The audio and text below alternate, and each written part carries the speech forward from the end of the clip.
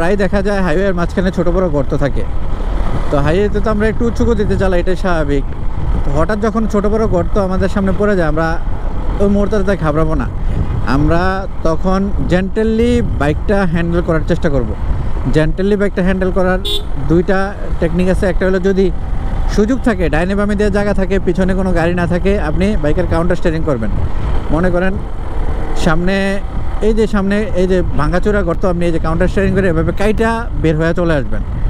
এটা একটা টেকনিক। অথবা যদি আপনার মনে হয় যে আপনি কাউন্টার স্টিয়ারিং করতে পারবেন না, আপনার পিছনে গাড়ি আছে, মাইরে দেওয়ার সম্ভাবনা আছে, পিছনে দ্রুতগতির গাড়ি, সেক্ষেত্রে আপনি ভাঙ্গা চূড়াটা যখন পাইবেন, মনে করেন হ্যান্ডেলবার শক্ত করে ধরবেন মনোযোগ সহকারে, এবং এই যে ধাক্কাটা যখন আসবে তখন একটু হালকা দাঁড়াই যাবেন। এই যে আমি হালকা দাঁড়াই গেলাম, একটু হালকা দাঁড়ানোর ফলে আমার কিন্তু কোমরে ব্যথা লাগলো না। যদি ওই অবস্থায় হার্ট ব্রেক করেন কিংবা ঘাবড়ায় যায় হ্যান্ডেলবার ছেড়ে দেন, আপনি কিন্তু দুর্ঘটনার শিকার হওয়ার সম্ভাবনা আছে।